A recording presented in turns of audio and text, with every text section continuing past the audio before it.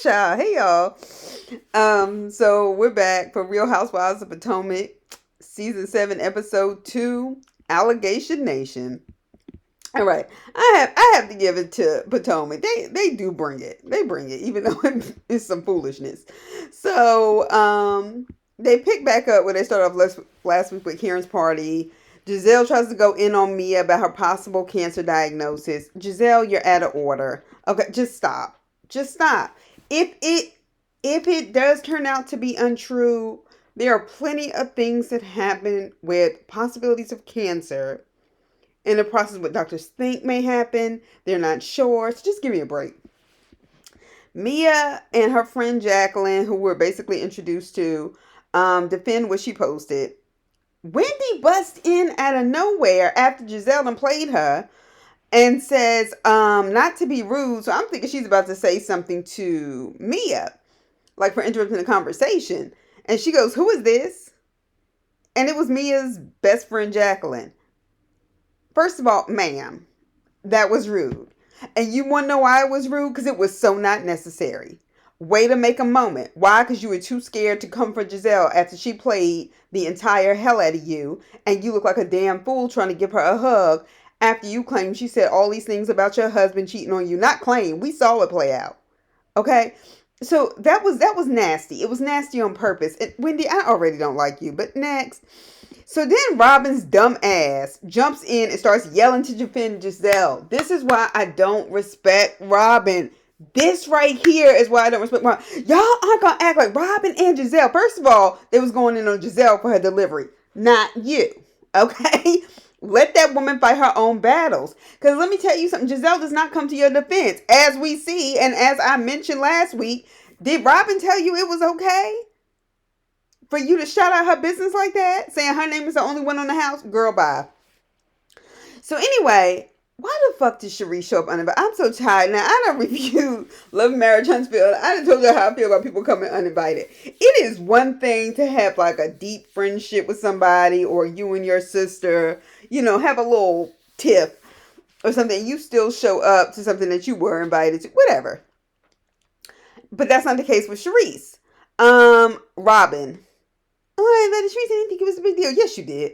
Fire Robin. Robin does whack shit to just exist on this show because this is the only check she has.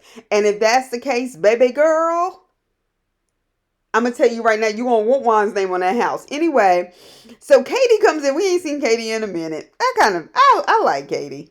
Because she's just fun. And she comes in there. First of all, Giselle's messy ass goes, "Oh, Ray, Ray has a crush on you." From some old ass episode in a scene that Giselle wasn't in because Giselle don't have no man and Jamal was living in okay? Tell us Ray has a crush on you. So Katie comes in. Katie's just crazy. And she grabs Ray's butt. And Katie has always been crazy. And Ray was just laughing. But I think what made it more funny was when Karen was in the confessional making fun of his like, ooh. Like, what are you so tickled for? That was funny to me. I mean, I don't know. I just think Karen and Ray are representative of when you've been married a long time, it's just whatever. I don't feel like she was trying to get up in between them on purpose because she felt so insecure. I just feel like, whatever. It was funny. Then Giselle said, now Karen's speech did not make sense to me, okay? And we've seen Karen do kind of crazy stuff before. But Giselle then says, "Oh, Karen's party doesn't make any sense. Why? We're partially to blame because we still go." And she says, "A spring party at a Mexican restaurant. That doesn't make any sense."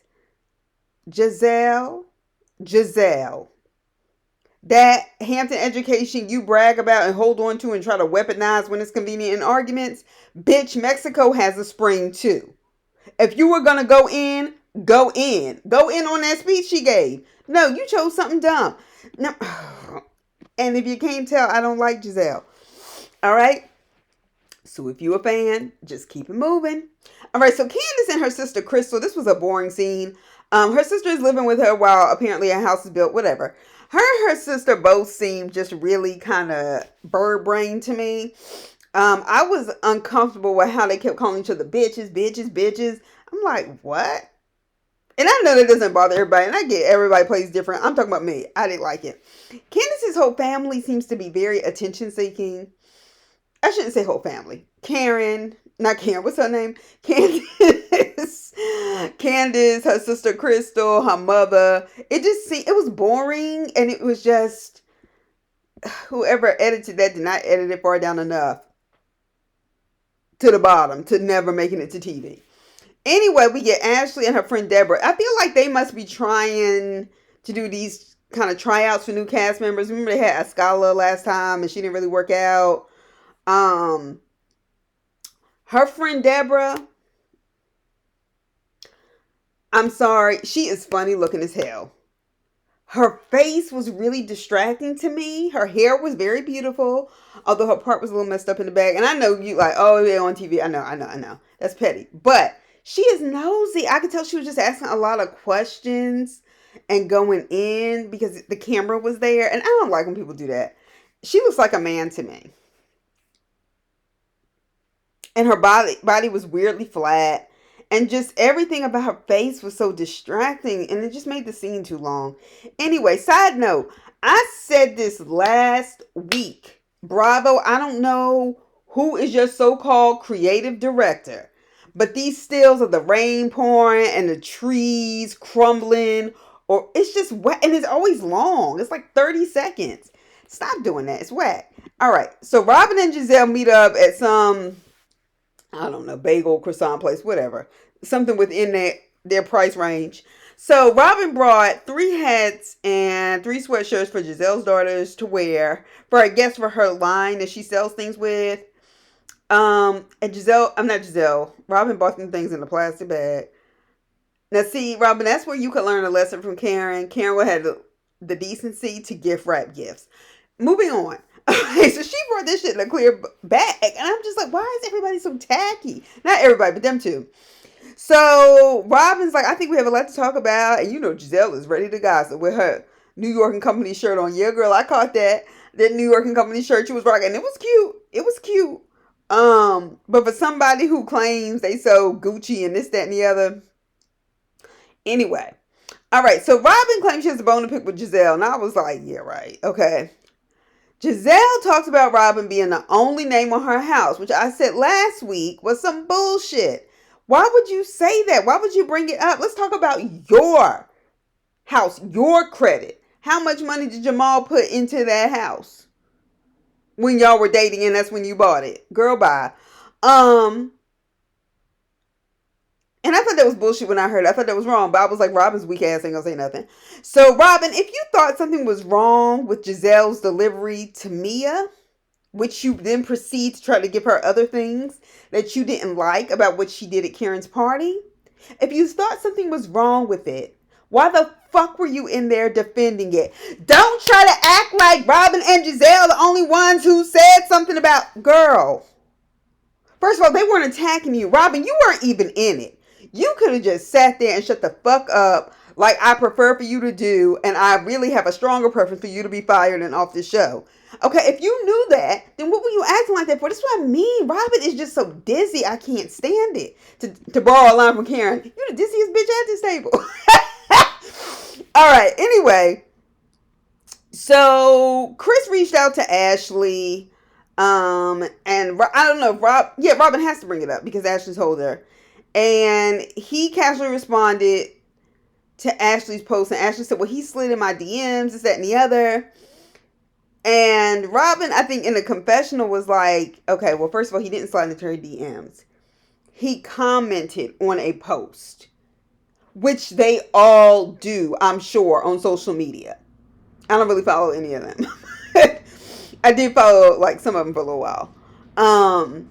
But that's what people do, particularly when they're on the show. And yes, he should have came to the W. Yeah, he's managing that. But none of that is like an invitation for sex or whatever she was implying. I realize, Ashley, your husband, who we have yet to see, and I have a feeling he just doesn't want to film. And as a result of him not wanting to film, you've come up with this bullshit storyline. Because he keeps getting caught doing foolishness. Stop it. See? But a piece of me And then Giselle jumps in and she starts lying about Chris. She was like, I didn't like the way he talked to me at the reunion. They showed that clip of when she said, so what are you mad about? And he said, we'll talk about it later. I don't even know if he was talking to Giselle or Candace because they were carrying on two conversations at the same time. And she said Chris made her feel uncomfortable at the reunion. She thought her makeup squad was in there, whatever.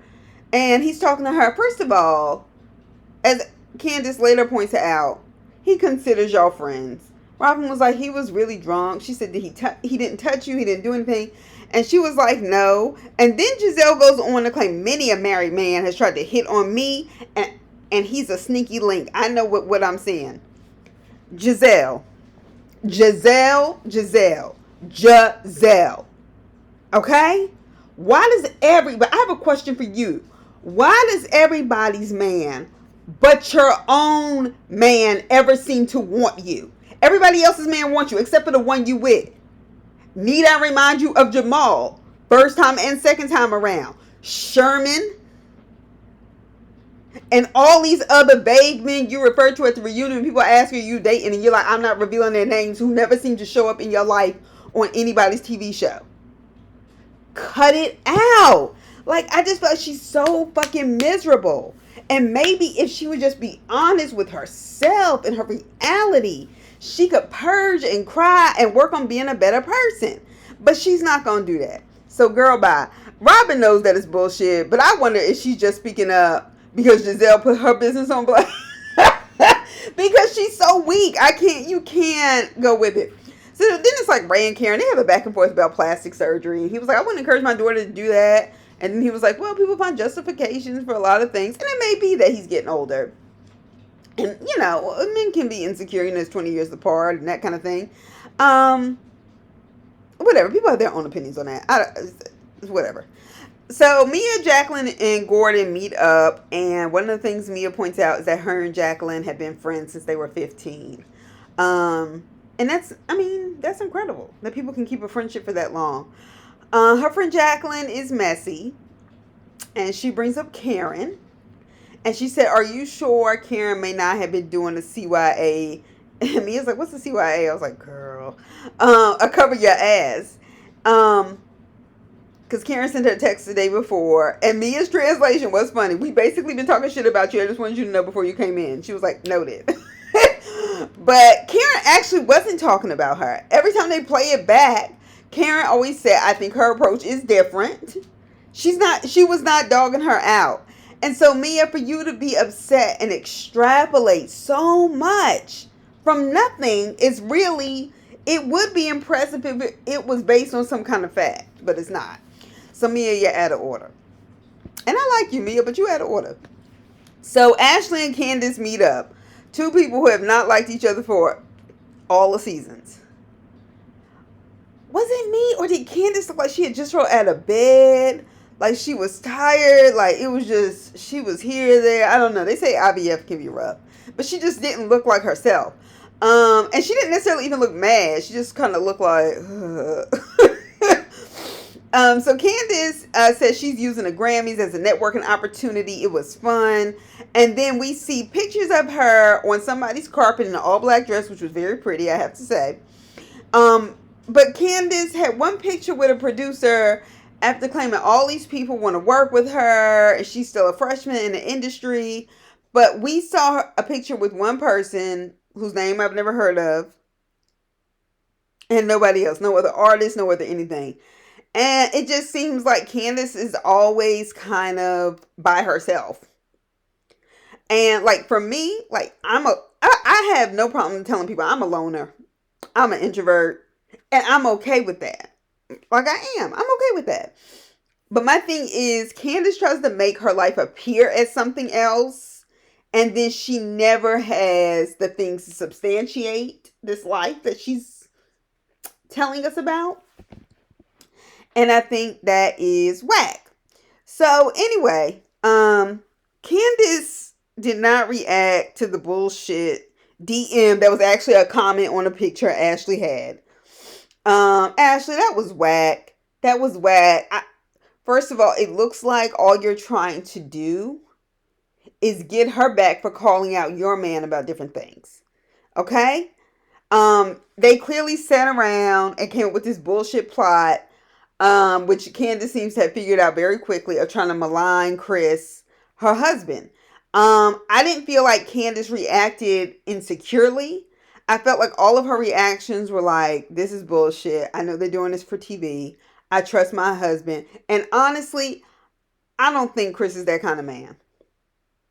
And if he is, he would have sense enough not to be like that with other women on the cast. Period. I don't believe it. But they faked planned saying that Monique's child didn't belong to Chris. Anything is possible. And that, my friends, is what happens when you don't speak up when you should. People continue that behavior, and before you know it, it's you. So Ashley has this dance class with the girls with heels and dancing. Giselle comes in talking about her wig is Beyonce. Now, I'm a fan of the Queen, and I don't appreciate people playing with the Queen. And Giselle, just because your middle name is Giselle, and you are light skinned, I don't give a damn if you would just nicknaming your wig. Don't do it. Don't do it. Don't do it. Don't set yourself up for that. Read. All right. So then Giselle is gossiping about Sharice and Karen's issue because Karen said she had 102 fever. Was Karen lying? I don't know. If she is, I ain't gonna lie. There are times when people invite me out, and if I know somebody else is coming, I'll come up with an excuse. Not because I didn't want to go, but I don't want to go out there with that foolishness. I don't. It's what it is, and plenty of people have done it. I'm not saying everybody does it because I don't know. All right, so Giselle is like, oh, did she find out Sharice was coming? And she was like, yeah, Sharice has tea on Karen, and that's what Karen doesn't want everybody to know. First of all, even if Sharice does have tea on Karen, all y'all's lives are fucked up.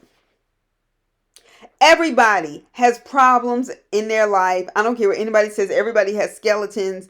Everybody has things they don't want to talk about. Quit playing. Just stop. I just want Giselle to stop. All right. Giselle then starts talking about how she doesn't play about divorce. She starts going in on Ashley. See, she just going down the list. I don't play about divorce and this, that, and the other. I've been through one. Okay.